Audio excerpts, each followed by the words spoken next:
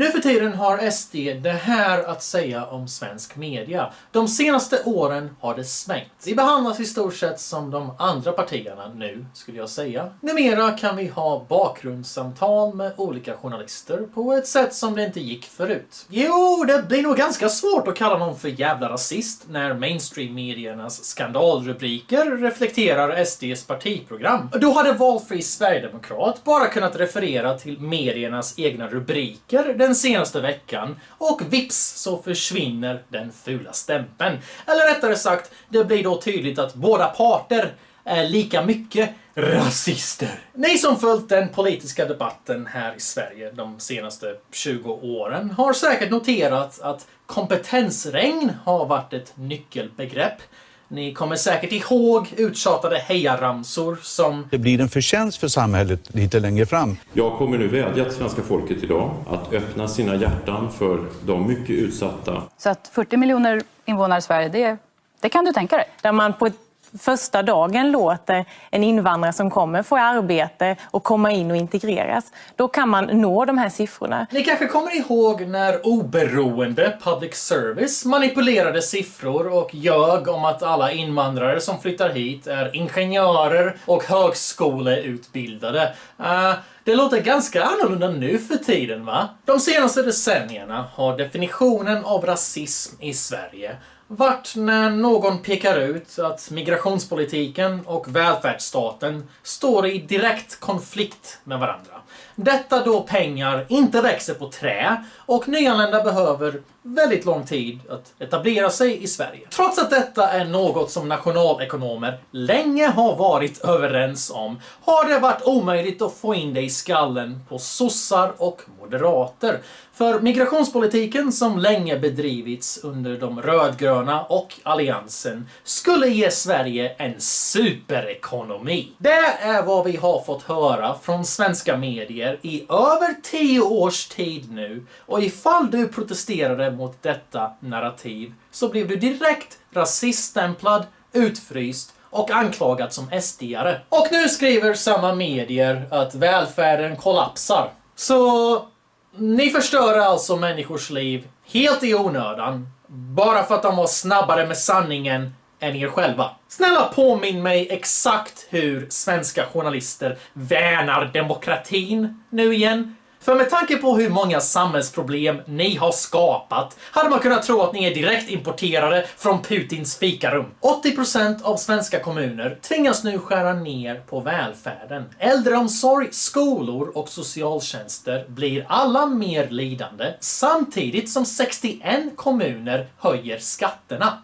Sedan flyktingkrisen har våra kommuner ökat sin skuldsättning med 275 miljarder kronor. Vi ser nu alltså högre skatter och sämre välfärd för att Socialdemokraterna alltid ljuger. Statsministern hävdade 2015 att gränserna skulle stängas, men invandringen har bara fortsatt sedan dess, till och med slagit rekord i volymer. Bara 2019 beviljades 120 000 nya uppehållstillstånd, men socialdemokrater skyller på pensionärer och studenter för att välfärdssystemen nu bara är ett minne. Det har alltså ingenting att göra med det faktum att de har importerat nästan 500 000 nya människor till Sverige sedan sossarna och Miljöpartiet hävdade att gränserna stängdes. Och det är så här man skapar etniska motsättningar i samhället. Min största rädsla nu för tiden, utöver att bli gruppvåldtagen i min fagra, lena, kvinnokonkurrenta bakdel, är att svenskar kommer att bli ansvarslösa med sitt missnöje. Det är svenska politiker och svenska journalister som har förstört era liv och era barns framtid. Det är inte invandrarna som gick på Sverigebilden om världens rikaste land och valde att flytta hit på uppmaning från svenska etablissemanget. Så snälla, kom ihåg att rikta ansvaret mot rätt håll. För vid det här laget så har den arga vita arbetarklassen mycket mer gemensamt med invandrare än vad de har med folkföraktande Södermalmsjournalister och rikemanspolitiker. Det är just deras godhetshyckleri som har skapat vi mot dem-tänk i samhället, och det är helt enligt politikernas händer. Äkta polarisering kommer från verkligheten, inte roliga bilder på internet, YouTube och alternativmedier. För att ge exempel på den vänsterliberala överklassens folkförakt är det bara att kolla på deras prioriteringar. Istället för att minska invandringen uppger varannan kommun att de nu kommer satsa mindre på funktionshindrade. Till exempel i Bengtsfors stänger man ner den dagliga verksamheten för psykiskt funktionsnedsatta och ett LSS-boende för handikappade. Man drar även ner på elevhälsa, sänker gatubelysning och man kommer snöploga mer sällan. Det är på sådana här kreativa sätt systemkollapsen yttrar sig i många städer. 6 av 10 kommuner drar ner på äldreomsorgen, vilket innebär att de äldre inte ens får äta varm mat. Färre personal, kortare tid för duschar, mer delade turer, färre lediga helger för personalen. Man gör folk hemlösa helt enkelt. Man tar ifrån dem välfärden, varpå många blir så desperata att de begår självmord. Men socialdemokrater ser väl bara det här som ett plus i kanten, då det innebär färre som behöver välfärd.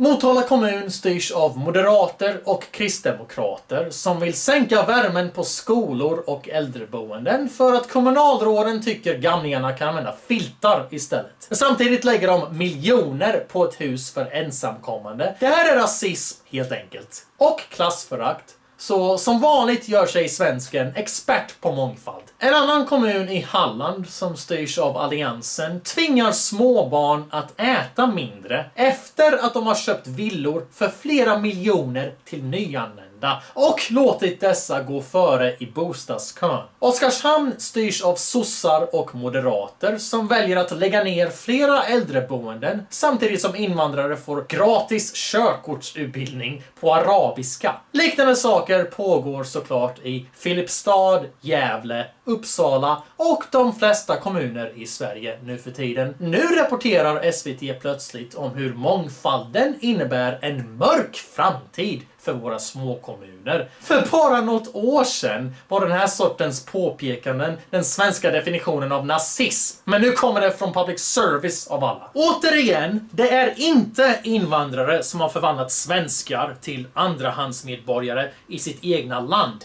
Det är de vita svenska politikerna som ni fjäskar för konstant och fortsätter att rösta på. Det är svenskarna som är huvudproblemet här, okej? För det är svenskarna som gjorde S och M till de största partierna i senaste riksdagsvalet, trots decennier av rena lögner. Så när kommer etablissemanget be om ursäkt till Jimmy Åkesson? För till och med SVT har nu gett han rätt. Till och med Expressen upprepar SDs problembeskrivningar som skandalrubriker. Till och med socialdemokrater snor SDs politik, men utan att våga genomföra den såklart. För det är bara attraktivt som vallöften. Så när kommer ursäkten? För ni har blod på era händer. Vi har en självmordsepidemi på grund av Försäkringskassan som nästan ingen pratar om. Och det här beror enbart på era prioriteringar. För det är politikerna som har sagt att man ska spara pengar genom att neka folk grundläggande välfärd. Nu för tiden är bara 1 av 10 beslut om avslagen sjukpenning korrekt motiverat. Resten är ideologiskt motiverat. Både från moderater och socialdemokrater. Så många människor lider, blir våldtagna och dör på grund av er inkompetens. Ingen kan säga att man har varit naiva när protesterna och varningarna har legat tydligt framför er hela tiden. Faktaunderlag har presenterats till er hela tiden. Ni bara valde att omdefiniera innebörden av rasism till något som låter er ignorera ignorerar all fakta. Inget av det här kan räknas som misstag. Det här är er politik som ni kaxigt har stått på er med i många års tid och konsekvenserna är numera tydliga. Alla svenskar är Sverigedemokrater, visade sig i slutändan. Jag blir bara helt förbluffad över hur någon kan bli arg på invandrarna här när ni vet precis vad era politiker håller på med och alltid har hållit på med. 95% av alla invandrare begår inga brott överhuvudtaget. Men det verkar som att 90% av politiker ljuger. Förtroende skapas genom tiden. Så den enda förklaringen till ert absurda fortsatta förtroende för partierna som har skapat dagens problem är att svensk kultur i stor grad består av statsstyrkan. Ändå gick Socialdemokraterna upp i senaste månadernas opinionsmätningar. Över 60% av svenskarna utövar blint förtroende samtidigt som sossarna dödar pensionärer med sin coronastrategi. Ni tycker inte det är något konstigt med kulturen i det här landet? Nu säger man att förtroendet har rasat, men det ligger fortfarande på nästan 50%, vilket bara är skrämmande. Och det går inte att skylla det här på hjärntvätt, när alla vet att de flesta svenskar får stånd av att skryta om den fina Sverigebilden och hur överlägsna våra institutioner är jämfört med andra. Det går heller inte att skylla på hjärntvätt när hälften av svenska nyhetskonsumenter läser alternativmedier och 70% av svenska folket hävdar sig inte lita på medier. De säger att medier vinklar och är inte övertygade om att dessa ger en rättvis bild av samhället. Men samtidigt är svenskar knappast kända för självdistans. Så min tolkning som invandrare, som en observerare från utsidan, är att majoriteten av folket inte ens är medvetna om hur auktoritetsdyrkande de är. För det är ett fult ord och svenskar har allergi mot allt som är fult. Så varför skulle ett folkslag som är besatt av yta identifiera sig som det här? En majoritet av svenskarna vill minska invandringen. Så här har det varit ända sedan 90-talet faktiskt. Men ändå har de fortsatt rösta på partier som vill öka invandringen. Så kan vi inte bara vara ärliga här?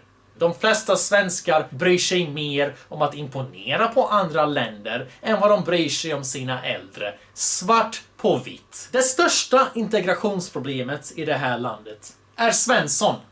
Med det här menar jag den överbekväma, fredsskadade medelklassen som röstar på massinvandringspartier samtidigt som de har några av världens högsta privatlån för att slippa bo med invandrare. Jag syftar alltså inte på den problematiska, patriarkala, vita svenska arbetarklassen eller invandrarna som sköter sig, vare sig de går på SOS eller inte. Det är inte huvudproblemet. Huvudproblemet är den skitnördiga medelklassen som lider av kulturell narcissism och utgör minst 50% av befolkningen i det här landet. Det krävs bara 4% icke-vita i ett bostadsområde innan svenskar flyttar därifrån. Högutbildade och höginkomsttagare flyttar först. Med andra ord, de som är mest benägna att rösta sjuklöver. Och när man har intervjuat svenska föräldrar om mångfald pratar alla om hur fantastiskt det är. Samtidigt som man aktivt undviker sådana skolor för sina egna barn. Där är det viktigt att allting är svenskt och lagom istället. Det här hyckleriet är alltså ett kulturmönster.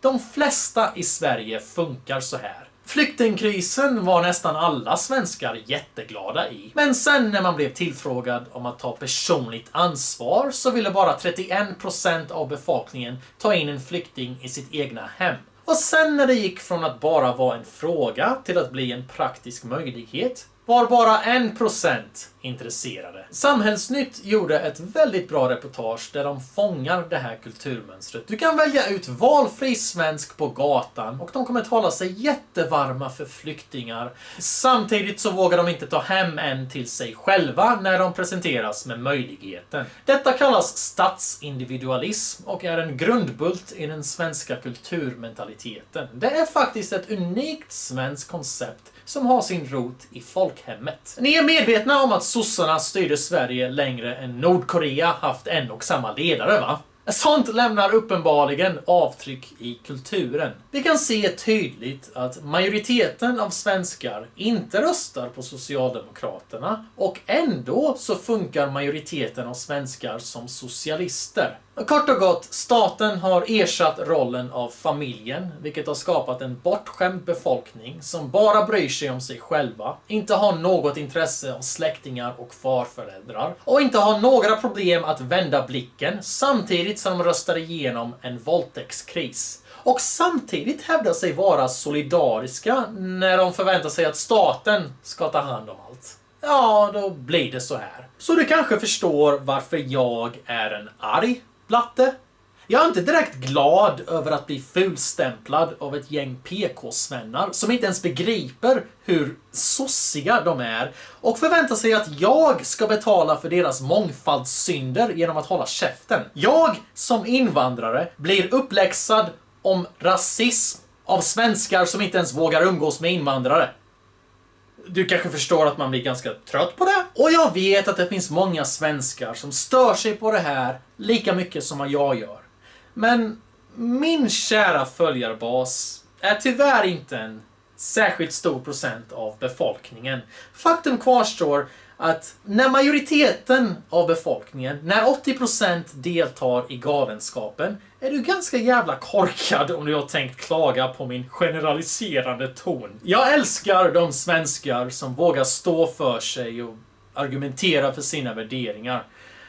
Men de brukar dela min frustration med hur fruktansvärt ytlig och feg majoriteten av gruppen är. Här är ett citat från valfri kommun. Vård, skola och omsorg står för 70-80% av kommunens kostnader. Så när kommunerna får en sämre ekonomi finns det tyvärr ingen annanstans att ta pengarna ifrån. Ja, fast ni har vetat det här hela tiden. Alltså det går inte att vara politiker och inte märka av grundläggande saker som hur ekonomi fungerar. Så varför rasiststämplade ni folk som bara har påpekat att välfärden inte klarar hur mycket som helst? Många av dem som nu tar emot bidrag kom till Sverige som flyktingar 2015. Ja, det är ju många av de nyanlända som är stora barnfamiljer och upp till 10 personer kan det vara i en familj. Nähä! Menar du verkligen det? Jag tror inte det fanns några kulturskillnader mellan Sverige och övriga världen, för det är ju svenska definitionen av rasism. Men du menar alltså att alla inte är som svenskar och att alla heller inte vill vara som svenskar? Nej men jösses, vilken överraskning jag inte. Nästan 25% av Sveriges kommuner hade varit avfolkningsbygd om vi inte hade haft invandring till Sverige. Ja, det är riktigt vänsterblivet att skriva en sån här sak som att det skulle vara någonting negativt. Färre medborgare innebär högre levnadsstandard. Så det är ju verkligen en definitionsfråga angående vem det är som tjänar på det här. Studenter som vill kunna flytta hemifrån och slippa problemet med löjligt dyra bostäder, de gynnas inte av överbefolkningspolitiken. Det kan vi åtminstone konstatera. Cancersjuka människor eller någon med psykisk ohälsa gynnas inte av vänsterns köttfabriksmentalitet. Då det är de svagaste grupperna i samhället som förlorar på överbefolkningspolitik. Hur kan socialister av alla människor inte begripa det här? Kan det vara för att vänsterns empati bara sitter i orden? Och högerliberalernas empati sitter bara i plånboken? För enda anledningen till att Moderaterna vill ha invandring är för att kunna anställa billig städhjälp. Gärna skattefinansierad billig städhjälp. Sen jämför man med hur SD fungerar. Citat: titta på Sölvesborg. Där har vi dragit ner på kostnader för integration och politisk administration. Och så har vi lagt pengarna på välfärd och trygghet istället. Säger Henrik Winge från Sverigedemokraterna. Så kan man ju se vilka prioriteringar vi gör när vi får chansen att göra det här. På riksnivå skulle det såklart vara liknande, men på större skala. Vi skulle skära ner en hel del på kostnader för integration och invandring och lägga det på välfärd och trygghet istället. Det är den prioriteringen vi står för, och det är det som skiljer oss från Socialdemokraterna som inte är beredda att göra det här. Nej men gud, tänk att det finns enkla lösningar på de här problemen. Du vet problemen som svenska politiker får uppfinna helt i onödan med svenska folkets fortsatta tillåtelse. Moderaterna och SD har samarbetat i Staffanstorp länge och det går hur bra som helst. De slipper resten av landets galenskaper, så det är klart sossen blir livrädd och fördömer ett politiskt samarbete där man värnar välfärden som nazism. Sossen är alltid fet och svältandes på en och samma gång, för makt kan han aldrig få nog av. Socialdemokraterna gav direkta order att ignorera våldtäktsoffer, mordoffer och våld i nära relationer så att polisen kan fokusera på fortkörningar och cannabisrökare istället. Detta så uppklarningsstatistiken kan se bättre ut för våra socialdemokrater, då yta och makt är allt de lever för. Jag märker ingen större skillnad på Socialdemokraterna som samarbetade med Hitler och Socialdemokraterna idag. De är fortfarande besatta av att rensa ut samhället på vad de uppfattar som sinnessvaga element och en börda för välfärden. Den här rubriken är riktigt underhållande. Filipstad i kris. Vi håller på att byta befolkning. Får man uttrycka sig så i Sverige nu? För bara några år sedan så var det här nazistretorik som gav dig sparken och fick alla Facebook-vänner att försvinna. Nu är det helt plötsligt er officiella hållning att det är negativt att byta befolkning. Men det var ju precis det här som Mona Sahlin ville. Jag menar, hur många gånger har man inte hört de rasistiska antirasisterna säga att antirasismen går ut på att svenskar försvinner? Det här är ju bara sedvanlig socialdemokratisk retorik. Men helt plötsligt är det alltså okej att prata så här. Under migrationskrisen 2015 var Filipstad en av de svenska kommuner som tog emot flest migranter i förhållande till befolkning. Idag är kommunen i kris. Men gud, vilken överraskning. I Filipstad bor cirka 750 vuxna individer med ursprung i Syrien, Somalia, Eritrea, Afghanistan och Irak. I denna grupp är arbetslösheten och bidragsberoendet mycket högt samtidigt som utbildningsnivåerna är mycket låga. Ja, det här kallas flyktinginvandring, era dumma jävlar. Vi visste redan att krigshärjade länder inte har de bästa skolorna. Och att asylinvandring inte handlar om att tjäna pengar. Det handlar om att hjälpa folk. Så varför ljög ni? Denna grupp riskerar att hamna i ett evigt utanförskap som redan nu belastar den kommunala ekonomin tungt, skriver kommunchefen Claes Hultgren i kommunens senaste ekonomirapport. Och det är helt och hållet tack vare svenskar. Det har inte särskilt mycket med invandrarna att göra, då det är vänsterliberaler som insisterade på att fösa in fler människor i ett system som redan inte fungerar. Bara så att ni ska kunna skryta om hur goda ni är, när det enda ni gör är att se invandrare som husdjur. Nej, men tänk att den objektifieringen inte skulle ha jättebra effekt på invandrarnas liv. De har egentligen inte förutsättningar för att komma ut på arbetsmarknaden, då många är för gamla, analfabeter eller väldigt låg utbildningsnivå. Vi måste då acceptera att de kommer gå på SOS hela livet. Och nu kräver det socialdemokratiska kommunalrådet som har styrt katastrofkommunen i 16 år att staten tar ansvar för lokalpolitikernas misstag. Det här får mig att tänka på vad Tino Sanandaji länge har sagt om Malmö. Att det är en förlustkommun som enbart överlever tack vare enorma bidrag från resten av Sverige. Är det meningen att varje kommun ska bli som Malmö? Eller är ni så vänsterblivna att ni tror att pengar växer på träd? Jag gissar på det senare, för nu har över hälften av Sveriges kommuner samma problem som Filipstad. Och då tar man pengarna från de äldre, de handikappade och de redan utsatta. Och det absolut sjukaste är att svenskar fortfarande inte har vaknat till. De inbillar sig fortfarande att det här inte kommer hända dem själva när de blir gamla. Ni är glada att uppoffra den svagaste i gruppen fram tills ni själva hamnar i den gruppen. Det som händer våra äldre är er framtid. För du kommer bli gammal också. Och ingen är immun mot arbetslöshet eller psykisk ohälsa. Det är helt sjukt att jag måste säga sånt här högt. Det säger verkligen någonting om hur empatiskadat vårt samhälle är. Jimmie Åkesson skriver: vi varnade för detta och vänsterliberalerna skrattade. Men vem är det som skrattar nu? Det sägs ofta att ingen kunde förutse den här utvecklingen. Men här är ett klipp från 98. Jag kan säga att vi är inte främlingsfientliga. Det enda vi säger är att vi är emot ett mångkulturellt samhälle. För vi tror inte att det kan fungera i fred och demokrati. Och därför så vill vi stoppa utvecklingen av det. Sen om Jens Åberg tycker det är främlingsfientlighet, det är i så fall bara tragiskt. Det sägs att ingen kunde förutse utvecklingen. Här är en debattartikel från en turkisk företagare 2004. Rubriken lyder: Rosengårds problem är hela Sveriges.